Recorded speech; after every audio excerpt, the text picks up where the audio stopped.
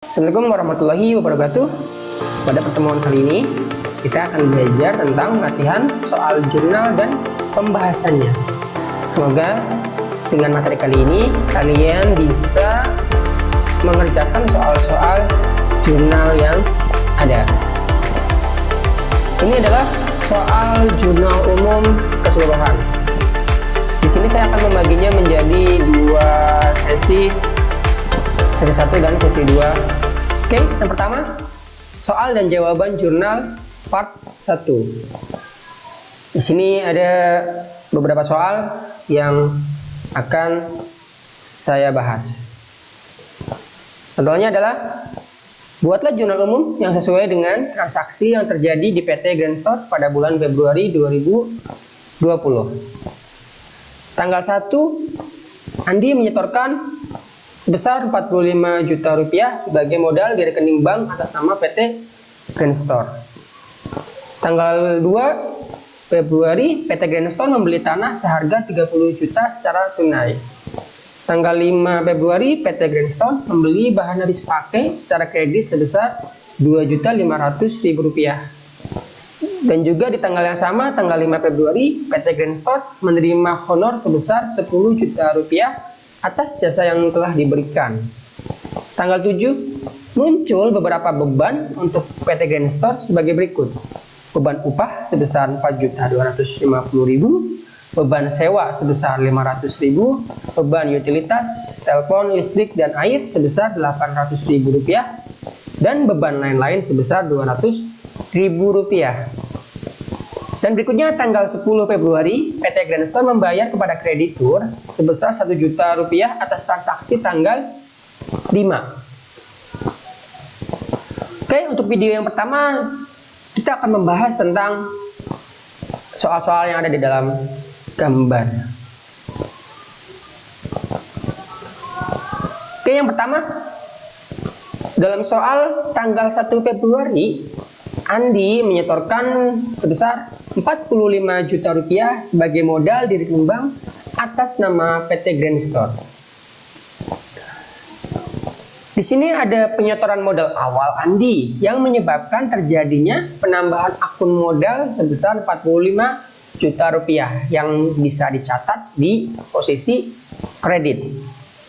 Dan berikutnya ada akun kas perusahaan yang juga mengalami penambahan, sehingga akun kas dicatat di posisi debit sesuai dengan jumlah uang yang disetor sebesar 45 juta rupiah. Jadi kita bisa jurnal seperti berikut. Kas di debit, modal di kredit. Berikutnya, tanggal 2 Februari, PT Grand Store membeli tanah seharga 30 juta rupiah secara tunai.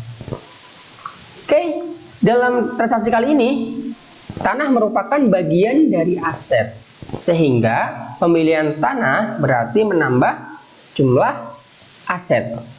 Dan ini dicatat di posisi debit. Karena pembelian dilakukan secara tunai, maka akun kas berkurang sebesar 30 juta dan bisa dicatat di posisi kredit. Kita bisa lihat jurnalnya sebagai berikut. Tanggal 2 Februari, akunnya tanah di debit dan akun kas di kredit. Berikutnya, tanggal 5 Februari, PT Grand Store membeli bahan habis pakai secara kredit sebesar 2.500.000 rupiah. Pada transaksi kali ini, bahan habis pakai bisa kita tulis dengan akun perlengkapan karena jangka waktu pemakaian yang relatif pendek. Berarti di sini akun perlengkapan bertambah dan dicatat di posisi debit sebesar 2,5 juta rupiah. Pembelian dilakukan secara kredit, dengan kata lain belum ada pembayaran, maka bisa ditulis sebagai akun utang usaha, dan ini menyebabkan utang bertambah. maka bisa dicatat di posisi kredit sebesar Rp2.500.000. Jika kita jurnal, maka akan seperti berikut ini. Akun perlengkapan berada di posisi debit dan akun hutang usaha berada di posisi kredit. Berikutnya, di tanggal yang sama, 5 Februari, PT Grand Store menerima honor sebesar Rp10 juta atas jasa yang telah diberikan. Jadi, honor yang diterima menambah pendapatan jasa, sehingga dicatat di posisi kredit sebesar Rp10 juta. Dan dengan kata lain, akun kas juga bertambah sebesar Rp10 juta. Karena pembayaran dilakukan secara tunai, maka akun kas dicatat di posisi debit. Dan jika kita jurnal, bisa dilihat sebagai berikut. Tanggal 5 Februari, kas di posisi debit, pendapatan jasa di posisi kredit. Berikutnya, tanggal 7 Februari, muncul beberapa beban untuk PT Grand Store sebagai berikut. Beban upah sebesar Rp4.250.000, beban sewa sebesar Rp500.000, beban utilitas telepon, air, listrik Rp800.000, dan beban lain-lain sebesar Rp200.000. Pada transaksi kali ini, adanya transaksi atas beberapa beban dicatat di posisi debit karena beban bertambah dan menjadi berkurangnya kas karena untuk melakukan pembayaran beban tersebut, sehingga akun kas dicatat di posisi kredit. Jika di jurnal, kita bisa lihat sebagai berikut. Di sini dipisah karena ada beban upah, beban sewa, beban utilitas, telepon, air, dan listrik, dan juga beban lain-lain. Berada di posisi debit. Dan untuk akun kas berada di posisi kredit.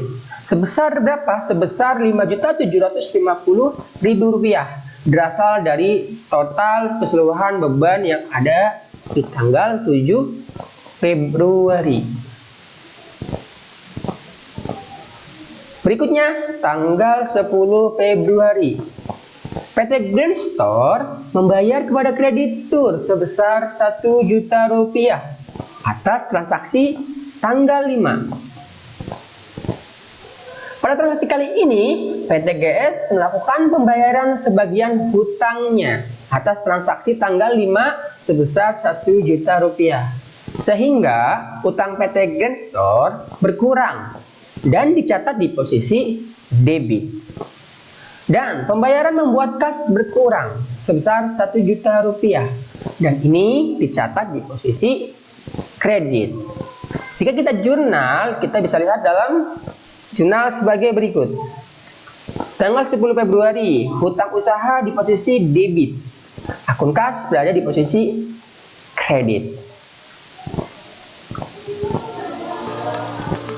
Untuk video kali ini cukup sampai di sini. Jika ada pertanyaan, boleh ditulis di kolom komentar. Dan kita berlanjut ke part 2 dalam video berikutnya. Atau bisa dilihat di deskripsi video. Jangan lupa subscribe, like, dan komen. Juga share jika ini bermanfaat. Terima kasih. Assalamualaikum warahmatullahi wabarakatuh.